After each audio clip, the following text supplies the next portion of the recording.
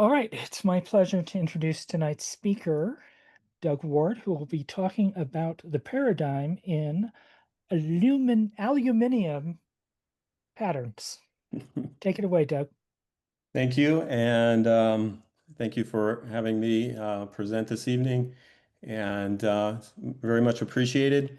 Um, I want to, before I actually get into the presentation here, I want to describe what I mean by the paradigm in aluminum patterns. So, um, what I mean by that is it is the pattern within the patterns that's presented by the aluminum patterns themselves. Um, they are unusual from that perspective. If you look at the other metals that are used for coinage, all of them are the result of man's effort, if you will. They can be mined. Whereas aluminum is the result of man's essentially acquisition of knowledge over time. So that is part of the main difference here, that the vast majority of patterns, other than the aluminum patterns, are are of the coinage metals. Aluminum kind of stands out in that regard, and so what I want to do to start the presentation is to kind of start at the beginning, if you will.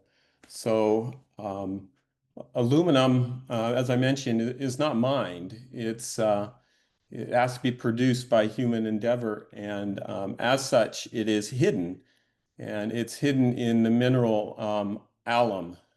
It's hidden in many other minerals as well, but alum was first discovered and used by the Egyptians about 3,000 years ago, and it is the salt, the sodium aluminum sulfate salt, and as such, it's water soluble, and it can be used as a dye mordant, which fixes a water soluble dye to fabric and it allows them to produce colorful items. And then it's also was used as an astringent. So if you were bloodied in battle or whatnot, it can be used to stop bleeding and whatnot. And then it's also used as an antiperspirant or deodorant, and it's used in that respect even to this day. A lot of antiperspirants are based upon aluminum salts.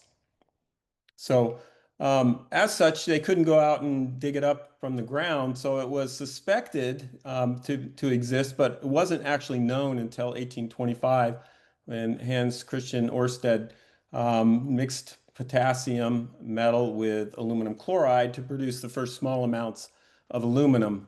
And that's you'll have to humor me here with my my chemical formulas and reactions, but it was at that time difficult and costly to manufacture, and therefore it was something of a novelty. The first ingot of aluminum was offered for sale in 1852, and you see there's quite a spread in time there, almost 30 years. So not much progress had been made in improving the process for its manufacture, and as such, it was more expensive than gold at the time. So gold was roughly $20 an ounce, and aluminum was considerably more. Um, what they found out, this came later in aluminum's history, but what they found out at the mint, it was difficult to strike due to the hard abrasive surface oxidation that's formed. So aluminum is a very reactive metal. It reacts instantaneously with air to form aluminum oxide. And so all aluminum out in use today, whether it be in aluminum cans or in airplane wings, has an aluminum oxide coating on it. It prevents further oxidation, but because it is very hard, it also then leads to excessive wear and shortened die life.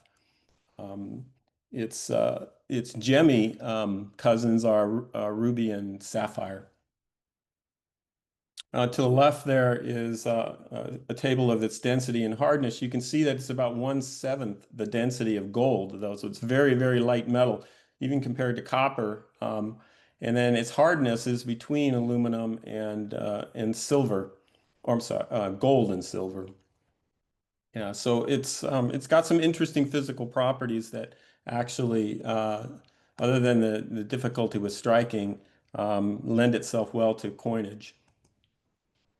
In 1855, Henry DeVille improved the process to the point where he was able to generate ingots, and those ingots were shown at the Paris World's Fair. Napoleon III was so impressed that he gave his financial backing. And at that point, the price of aluminum began to come down, and it was roughly $2 an ounce. At that level, it's twice the cost of silver at the time, but it was still exotic and was in short supply. In 1855, the U.S. Mint struck its first aluminum coin. It was the unique $1/2 of the standard coinage, and there's been some speculation that it was possibly struck to be exhibited at the Paris World Fair, although I don't think it actually ever made it there. So just about this time, a couple years later, a guy by the name of Archibald Loudon Snowden was hired at the Mint as a register. And he happened to be the nephew of Mint, I should be Mint director John Ross Snowden. And as such, his employment was pretty much assured. But he was by all accounts a smart guy, relatively gregarious and a good orator. Um, and so he filled his position well. In 1858, the Mint restrike scandal begins. And these included restrikes of many different previous coinages, but also the restriking of the Class II $1804. The $1804 had their origin in the 1835 diplomatic coinage set that contained the Class I $1804. Uh, at that time, and during that period for about 20 years between 1835 and the late 1850s, um, the Mint became more liberal with its striking and restriking efforts, and it actually at one point J.R. Snowden elicits the Treasury Secretary to condone the restriking of coins because there was so much of a demand by collectors. And all of this, Loudon Snowden watched and he learned and he began to covet, at least in my opinion. The coin at the left, the medal at the left, is the bronze medal of John Ross Snowden as director of the U.S. Mint, and it was struck in 1859. In 1863, the Mint strikes a pattern dime in aluminum. Um, and that's the first of its kind, so to speak. In that same year, there was a few 2 and 3 cent patterns that were also struck as the Mint began to experiment with aluminum alloys. There were a few other aluminum patterns struck in 1864 and 1865, but just they were exploratory efforts at this particular point. However, if you look at what's available today, there are many Civil War era aluminum patterns that were actually restrikes. And so they are dated during the Civil War, but they were struck after 1868. So A.L. Snowden, just so happens, was promoted to chief coiner in 1866, and it's all of the restriking that occurred after that time was contributed or has been contributed to him.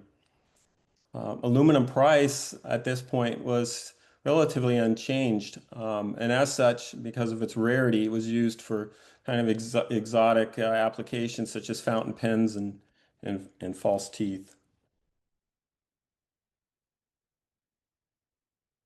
In 1867, Longacre designs a new nickel, and he promotes the nickel to and also the minor currencies or coinages to the Treasury Secretary at the time.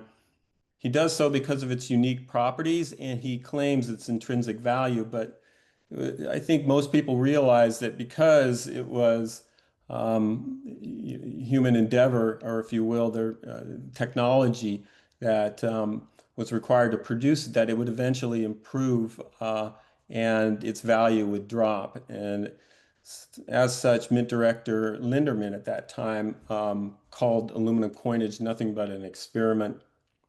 Nonetheless, 100 pieces of that nickel were struck. The nickel is shown at the left, by the way. And they were the size of the half eagle and contained 5 cents worth of aluminum, which was about 0.04 ounce. That placed aluminum's value at the time at $1.25 an ounce. So a little more than the value of silver. Mint officials at this time were still trying to legitimize pattern sales, and so a limited number were offered to ANS members at $3 a coin. And $3 a coin back then was actually quite a bit of money. Today, it's roughly $300 or perhaps more. In 1868, the Mint strikes its first medal in aluminum. It's the Cyrus W. Field Congressional Medal, and it commemorates the laying of the first transatlantic telegraph line by him. And six pieces are struck by Snowden in aluminum, and ostensibly as die trials, which didn't really make a lot of sense at the time.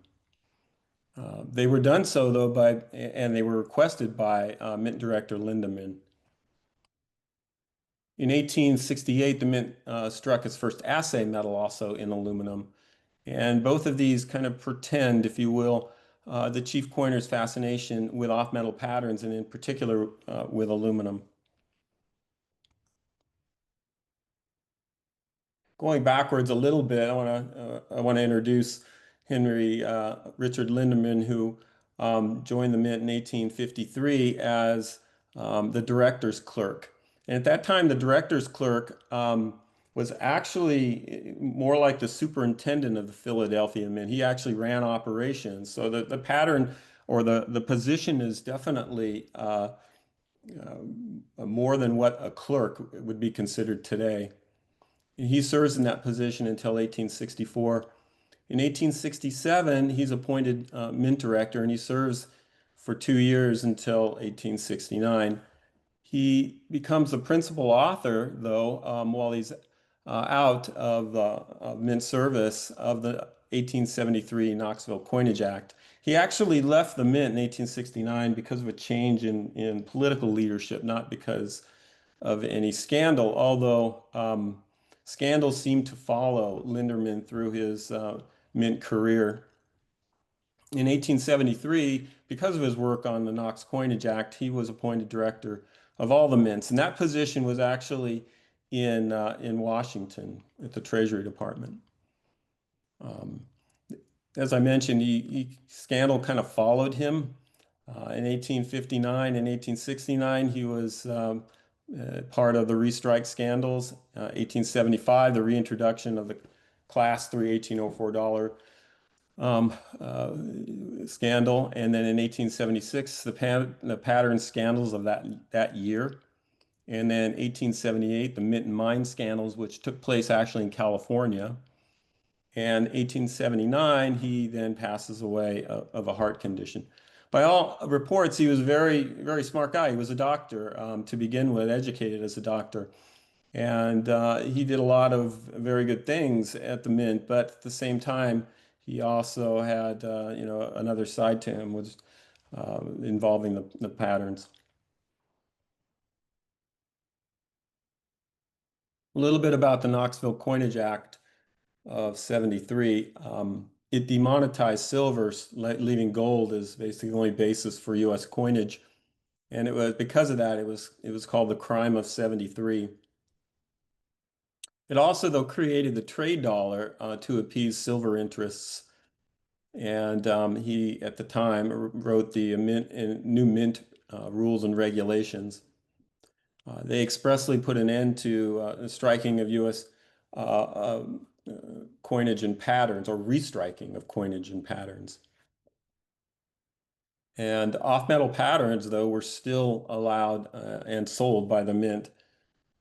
At the left, there is an 1873 aluminum trade dollar, and it was from the set, a six-piece set that was produced and struck for Secretary of State Hamilton Fish.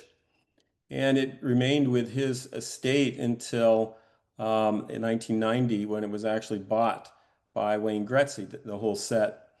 Um, Greater numbers were struck in silver and copper, but there was only two sets struck in aluminum. And that kind of seemed to be a pattern. Aluminum being, again, rare and not readily available, all of the patterns that were struck from it tend to be in lower numbers. The silver sets sold for $30 by the US Mint, and that's equivalent to about $3,000 nowadays. So at the time of his death, it was discovered that H.R. Linderman had a collection, and his wife in 1887 put that collection up for auction, and it was seized immediately by the U.S. government. And 5 lots were removed before it was allowed to be auctioned in 1888. It contained mostly patterns, 230 in total. And the aluminum patterns included the 1868 Fields and Assay medal. It also includes some other interesting pieces, such as the 1838 and 1839 seated Liberty Dollar restrikes, which was their first appearance. They were unknown to that time. And of course, it included a Class 3 1804 dollar. Um, So liberal pattern practices were adopted from J.R. Snowden, Colonel Snowden's uncle during his time at the Mint, and they were patterns at that time were suggested by and supplied by Chief Coiner A.L. Snowden.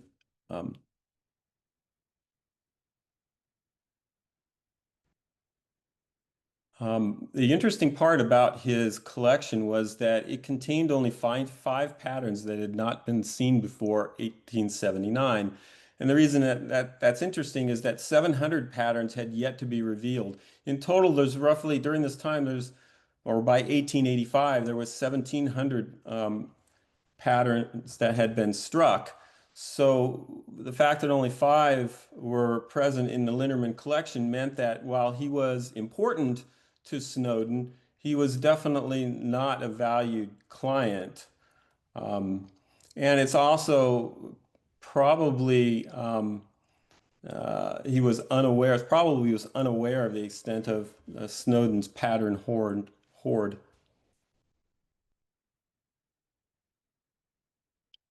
In 1868, there were 28 patterns struck in aluminum. And this is when aluminum patterns really start to take off. In that year, all 16 regular coinage denominations were struck only in aluminum. They weren't struck in any other metal, which was very unusual. And it's kind of a seminal year for that, if you will. It's a calling card, or becomes a calling card of Colonel Snowden's. 6 sets were requested by Treasury Secretary McCulloch as diplomatic gifts to England and France. Those 2 were evidently sent to England and France, but they have not been found as of yet. 5 additional sets were struck for Linderman, and 1 appeared in his collection. It's shown below, and that particular set was seized by the government and was not returned. So evidently it was destroyed by them, by the mint. Prior to 1865, regular coinage patterns were seldom struck. So it wasn't a common occurrence. And in 1866, the specious striking of regular coinage patterns begins in earnest. And this obviously coincides with Colonel Snowden becoming chief coiner of the mint.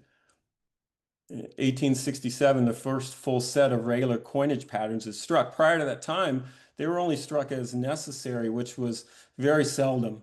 And none, of course, well, none were struck in aluminum prior to that, but none were struck in 1867 as well. So that made it highly unusual that in 1868, all the regular coinage would be struck only in aluminum. That occurs only one other time, and that's in 1885, the last year of Snowden's mint tenure, when he strikes two sets, all of them in aluminum and no other metal.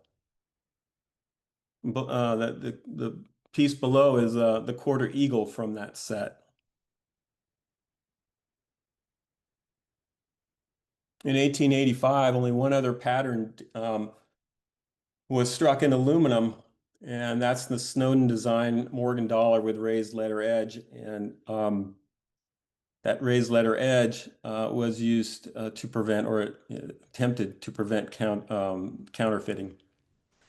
The ledge or the edge lettering is actually kind of interesting, and I'll bring it back up again at the end when I talk about the 1804 dollar.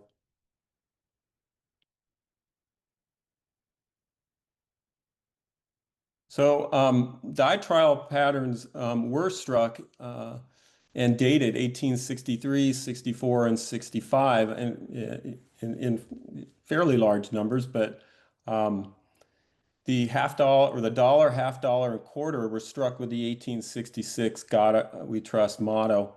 And of course, therefore, they could not have been struck in the years in which they were dated. 19 were actually restruck between 1869 and 1870 in aluminum, and many patterns dated 1855 to 1865 were restruck after 1868. Most were made in other metals than aluminum, though. The restriking of coins was rare prior to 1834, and that changed with the striking of the 1804 dollar. At that time, restriking became common, if not condoned, by the mint for that 20-year period until 1859, when it became a scandal.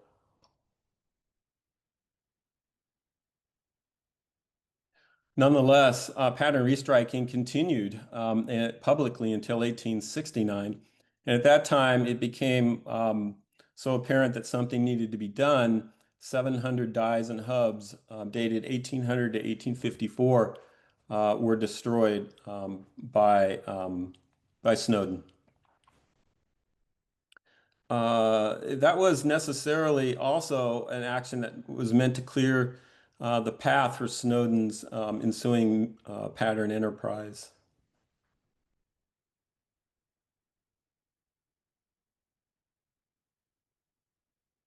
That pattern enterprise lasted from 1868 to 1885. In the early years is when it really took off. In 1868, there were 60 patterns total struck during that year. 28 of them were struck in aluminum. In 1869, 130 were struck, 54 in aluminum. And then in 1870 is when pattern production at the mint peaked, and it peaked at 280 patterns that year, 88 of which were in aluminum. And then it started to decline, and I have some graphs later on that'll show that. After 1869, most patterns were sold clandestinely. Some were sold through the mint, and that was essentially to legitimize pattern sales. Others were also provided to congressmen and to Treasury officials and so forth for official purposes, but the vast majority were actually sold clandestinely. There were certain dealers that were used as middlemen and fences, and there was none more prominent than Ebenezer Locke Mason, who from 1869 to 1871 conducted 9 auctions where 151 patterns made their first appearance at auction. That was 25% of the total that was struck by 1867. So it became pretty apparent that this had become a business.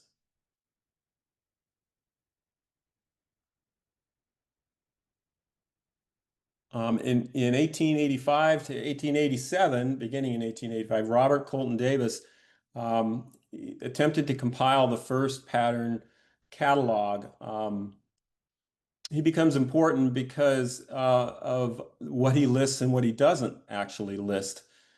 He listed 742 patterns. 649 had already appeared at auction, but 93 had not. They were unknown to that time. Many of them were in his personal collection as well.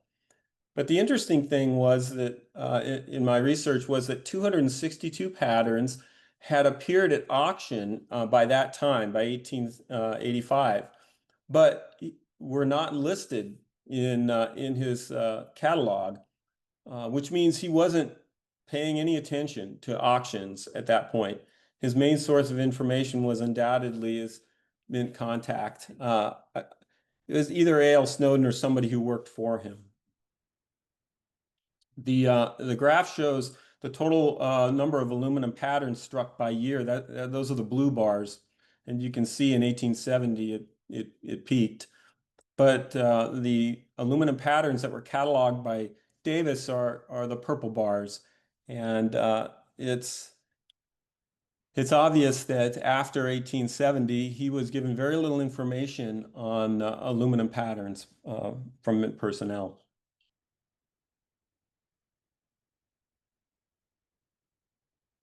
So, as I mentioned at least once already, aluminum patterns served very little purpose. It was very unlikely during these years, given its expense and as well as its availability, that they would not be used. It would not be used for coinage. Um, Nonetheless, from 1868 to 1885, most pattern and regular coinage was struck in aluminum. The numbers struck, though, were low, about 4.3 pieces per pattern on average, and that stands to reason. If it's expensive and very difficult to get, you're not going to strike a lot of them. And it may very well be also that Colonel Snowden realized that by keeping the numbers low, he would produce very desirable pieces. That would sell for high prices in the future. Approximately 1,600 total pieces are known today, total number of aluminum patterns. And that's slightly more than those that were struck in gold. At left is a Barber's 1878 rejected dollar, which is unique. It was only struck in aluminum. And the graph shows that aluminum patterns are in blue, and the total patterns that were struck are in green. So they represented about 20% of all patterns that were struck between 1860 and 1890.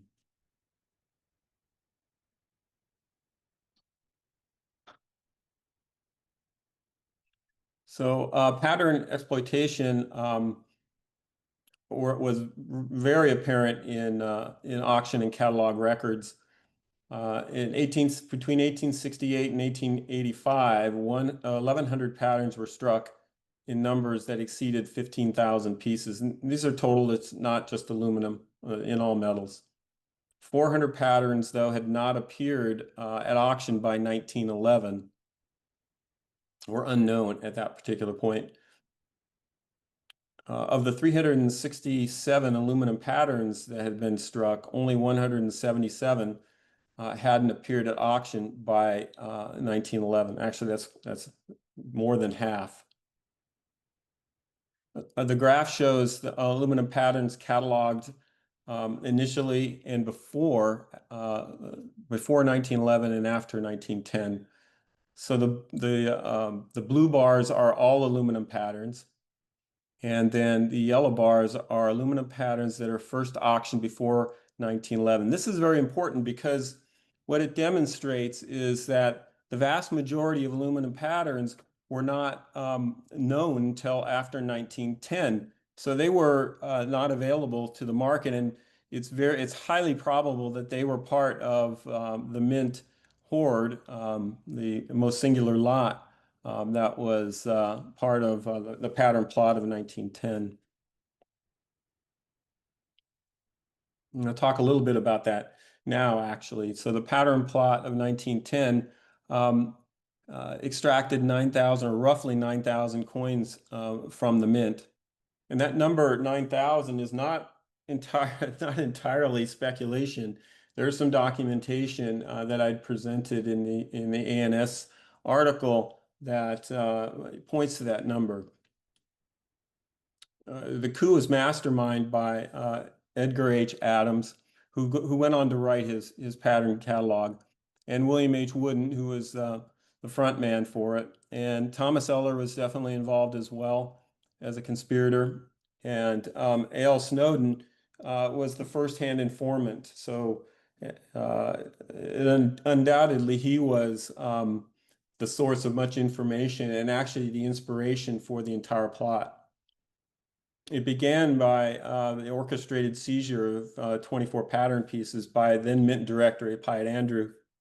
And then it ended in the negotiated trade, the most singular lot for the two 1877 gold half unions. Also, before the negotiated trade occurred, which was probably in October of 1910, all the dies and hubs remaining at the mint, not of 1910 date, were destroyed. And that meant that all patterns were would be locked into their existing numbers. In 1912, then Adams and Wooden published their pattern catalog. In reality, Adams is behind that entire endeavor. Wooden essentially as the front man, and the deep pockets involved. Really, it appears has nothing to do with the publication. But an uncredited collaborator, as I mentioned, would have been Colonel Snowden. Listed in that catalog were 900 patterns that were not included in Davis's catalog. So many of those remained at the mint. He was unaware of them, and they were not released until 1910. So the pictures at the left are the gold half unions of 1877.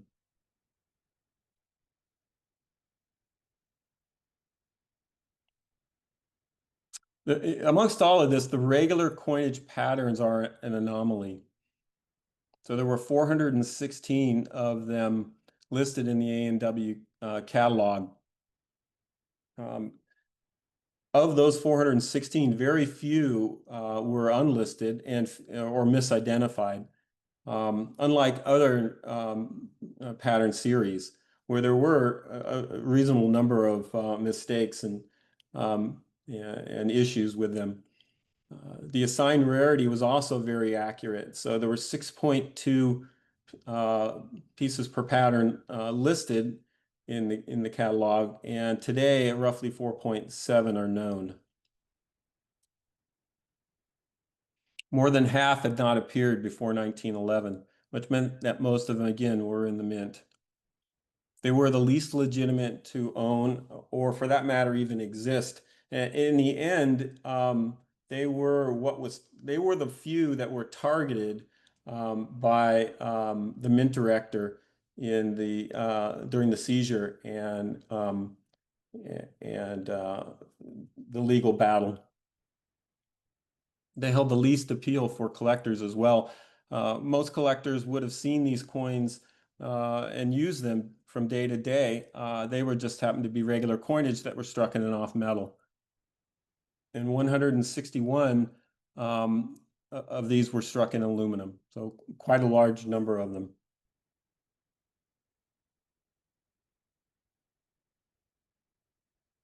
Snowden covertly, I'm going to back up a little bit because there's a mystery that evolves from this that I think is interesting and kind of a good closure for this aluminum paradigm story is that Snowden covertly struck 34 patterns in 1876, and 25 were unknown before 19, or 29 were unknown before 1911. And only one of them was known to Davis. Of those, the aluminum trade dollar and gold dollar coinage patterns were a mystery. What I mean by that is that they are unknown even to this day, even though they were listed in Adams' catalog. They consisted of the trade dollar and gold dollar, the $3, quarter and half eagle, eagle and double eagle. And I would presume at this point that Adams had either seen them or was told they existed on strong authority because he wasn't inclined to guessing. He was a very meticulous numismatist. No other similar errors or omissions occur amongst the regular coinage patterns that he listed. And the knowledge was specific and must have come from Snowden. The minor denominations were not included as they had been for the previous 8 years, which means he wasn't just carrying forth information from the previous years. And I term them Snowden's Magnificent Seven aluminum patterns. Do they really exist? It's unknown, but it's probably a mystery that Snowden took to his grave, either figuratively or literally.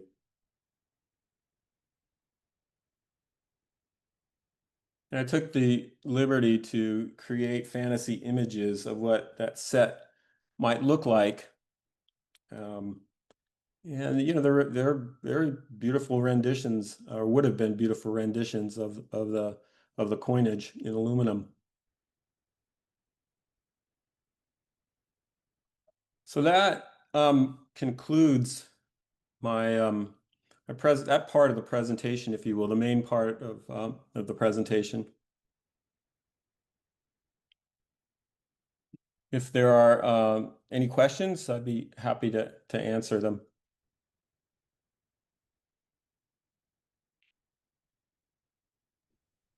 Thank you, Doug. Mm-hmm.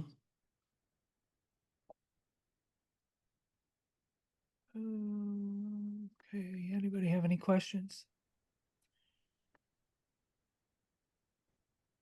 No questions, but a great presentation, Doug. Thank you. I knew more about aluminium than I ever did. So There you I, go. I, I know about the top of the national of the Washington Monument, and that the very top was displayed in Tiffany's in New York because of the value of the aluminum. But I've never seen a picture. Oh, really? That, Okay.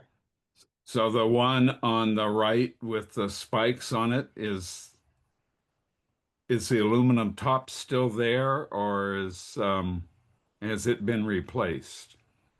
Uh, I'm not sure at this particular point, but the reason it was that little cap with the spikes on it was actually added later. I think a few years after 1885, when the monument was dedicated.